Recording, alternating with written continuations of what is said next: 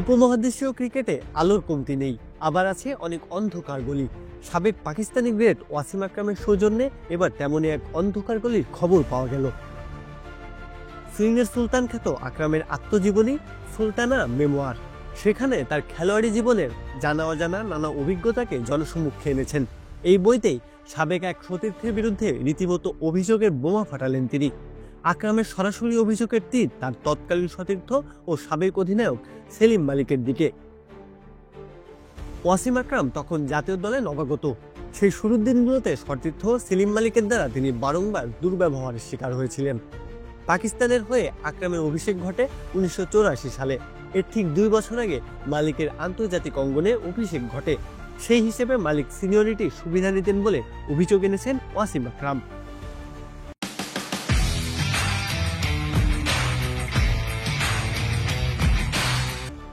ওয়াসিম আকরাম তার আত্মজীবনীতে জানান যে বিদেশ সফরে গেলে নিজের বয়সে বড় হওয়া ও দলে সিনিয়র হওয়ার সুযোগ নিয়ে সেলিম মালিক রীতিমতো তাকে চাকর হিসেবে ব্যবহার করতেন। বিষয়টা একসময় তীব্র হয়ে ওঠে যে তখন একবার ক্ষেপে গিয়ে প্রতিবাদ করেন ওয়াসিম আকরাম। আকরাম তার আত্মজীবনীতে লিখেছেন, তিনি আমার জুনিয়র স্ট্যাটাসের সুবিধা নিতেন। সেলিম মালিক বড্ড নেতিবাচক ও স্বার্থপর ছিলেন। আমার সাথে একজন চাকরের মতো আচরণ করতেন।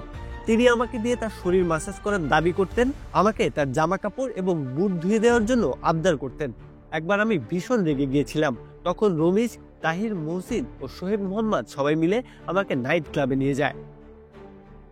সতীর্থ হওয়া সত্ত্বেও আকরাম ও মালিক দুজনকে দেখতেই পারতেন না একদম। আকরাম এমনকি মালিকের অধীনেও খেলেছেন। সেলিম মালিক 1992 থেকে 1995 সাল পর্যন্ত পাকিস্তানের অধিনায়কের দায়িত্বে ছিলেন। তার অধীনে দলটি 12 টেস্টের মধ্যে 7টি এবং 34টি ওয়ানডের মধ্যে 21টিতে জয়ের দেখা পেয়েছিল। একই দলে খেললেও আকরাম ও মালিকের মধ্যে দা কুমড়া সম্পর্ক বরাবরই ছিল। পরে যখন ওয়াসিম আকরাম অধিনায়ক হন, তার দলেও সেলিম মালিক খেলেছেন। 1999 বিশ্বকাপে মালিক খেলেছেন ওয়াসিমের নেতৃত্বে। সেবার রানার আপ হয় পাকিস্তান। 2000 সালের দিকে মালিক ম্যাচ ফিক্সিং এর জন্য দোষী সাব্যস্ত হন এবং আজীবনের জন্য ক্রিকেট থেকে নিষিদ্ধ হন। অবশ্য নিষিদ্ধ হলেও সেলিম মালিক ওয়াসিম আকরাম ও ওয়াকার ইউনিসের প্রতিও নানা অভিযোগ এনেছিলেন। মালিকের অভিযোগ ছিল তিনি অধিনায়ক থাকাকালীন আকরাম তার সাথে কথা বলা থেকে বিরত থাকতেন, কারণ আকরামের চোখ ছিল মালিকের অধিনায়কত্বের পজিশনটির দিকে। সেলিম মালিক বলেন, যখন আমি ওয়াসিমের কাছে বল হস্তান্তর করতে যেতাম, সে আমার কাছ থেকে বল ছিনিয়ে নিত। তাছাড়া কারণ সে আমার সাথে কথা বলতো না। আমি অধিনায়ক হয়েছিলাম বলে তার আমার উপর রাগ ছিল। ওয়াসিম এবং ওয়াকার উভয়ে আমাকে সরাতে চেয়েছিল।